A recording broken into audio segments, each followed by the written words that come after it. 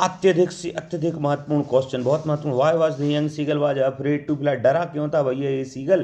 तो ये डरा हुआ था, ये क्वेश्चन में ही लिखा हुआ है कि young seagull was afraid to fly because it was his first flight, ये उसकी पहली उड़ान थी, इस कारण से डरा था। और दूसरा कारण था on seeing the great expanse of sea, और देखते हुए, क्या देखते, on seeing the great expanse of sea, यानी बहुत ज़्यादा फैलाव समुद्र का, इतनी ज़्यादा बड़ा समुद्र, स्ट्रेस जो फैला हुआ था उसको देख करके। और तीसरी बात, इस कारण से वो डर गया, दैट, उसमें तीसरा कारण डरने का था, वह सोच रहा था नेगेटिव। क्या सोच रहा था? इफ़ ही टेक्स ऑफ, यदि वह उड़ता है, his wings would give away, उसके पंख दूर चले जाएंगे। तो ये तीन कारण थे, एक तो फर्स्ट फ्लाइट थी, दूसरा था कि वो समुद्र बहुत बड़ा था, ग्रेट एक्सपेंस ऑफ सी, और तीसरा कारण था ही थॉट, उसने सोचा, इफ ही टेक्स ऑफ, यदि वह उड़ता है, तो hedge wings would give away, उसके पंख दूर चले जाएंगे। तीन कारण हो गए, एक तो डरा, फर्स्ट फ्लाइट थी, दूसरा डर गया था समुद्र के कारण, तीसरा सोच रहा था कि पंख दूर चले जाएंगे। अब है, how did Valli save up money for a journey, अपनी जर्नी के लिए उसने कैसे सेव किया? तो Valli had carefully saved whatever stray coins come her way, जो भी स्टेरी कॉइन्स उसके पास आते तो वो उनको सेव करता, resisting every temptation to buy peppermints, toys, balloons and like.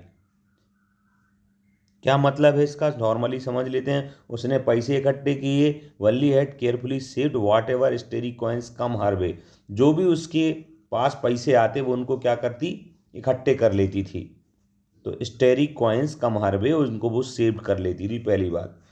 Resisting यानी रोकते हुए, एवरी टेम्पटेशन, जो उसका किसी भी चीज़ को देखकर लालच आता था कि खरीदना है मुझे, पेपरमिंट्स, टॉयस, बैलून्स, इन सबको खरीदना है, तो वो उनको रजिस्टिंग करती थी, यानी मना करती थी अपने आप को। तो रजिस्टिंग, रोकना, एवरी टेम्पटेशन, प्रत्येक इच्छा, टेम्पटेशन को, to buy peppermints, toys and balloons, तो ये था कि उसने सेव कैसे किए, जो भी कॉइन्स को।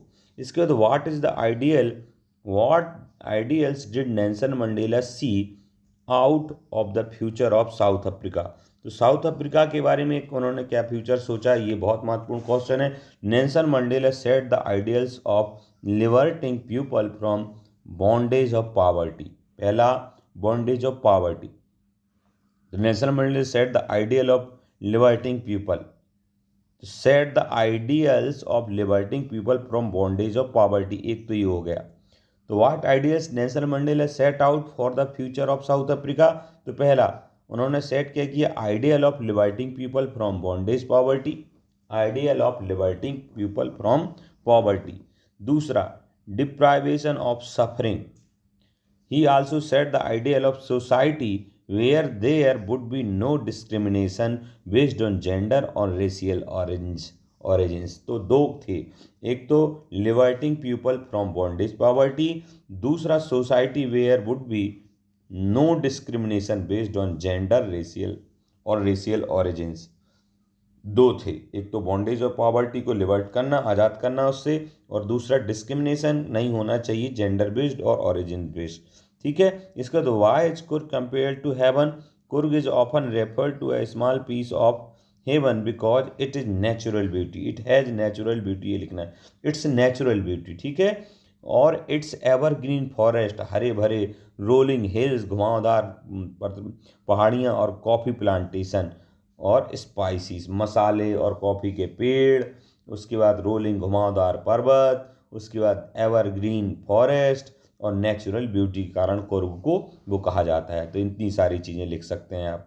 ठीक है। Why was the otter named Maxwell's otter, Mijbil the narrator's otter belong to an unknown race of the others that was later, ये कोई बहुत महत्वपूर्ण नहीं, इस पर ज़्यादा चर्चा करने की जरूरत नहीं है। What is the source of under unending joy of Valli, what was the strongest desire, तो इसका answer the sight of the, what was the source of unending joy of Valli, and what was the strongest desire, उसकी strongest desire क्या थी और unending joy क्या था। The sight of the bus that travelled between her village and nearest town, was the source of unending Joy for बल्ली। यानी उसके गांव से दूसरे टाउन तक जाने की जो बस थी तो वो अनएंडिंग जॉय था बल्ली के लिए। Her strongest desire was to ride on bus, bus पर सवारी करना उसकी स्ट्रॉन्गेस्ट डिजायर्स थी, और उस पर बैठकर बाहर देखना उसका अनएंडिंग जॉय था।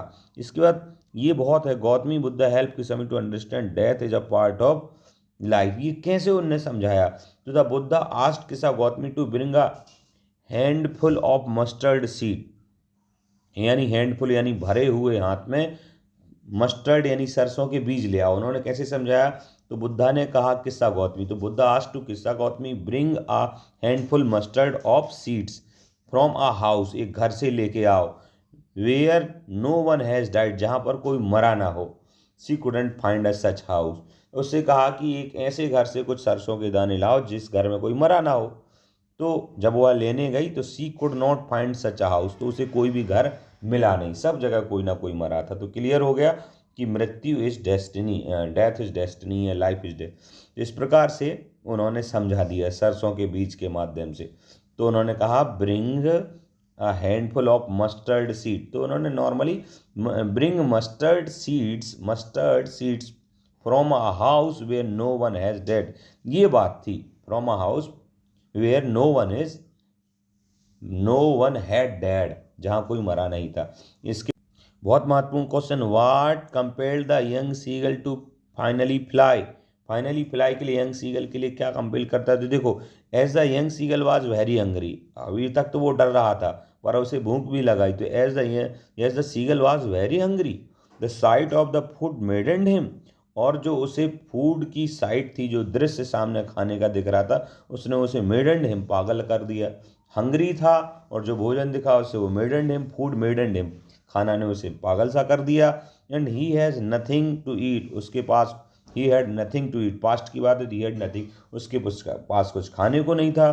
So when he saw the sight of fish that compelled him to make an attempt to fly, तो भूखा था, खाना ने पागल कर दिया था, खाने को कुछ था नहीं। So when he saw the sight of fish, जब उसने मछलियों का दृश्य देखा, that compelled him to make an attempt to fly, तो उसने उड़ने के लिए मजबूर कर दिया, अटेम्प्ट करने के लिए। ठीक है।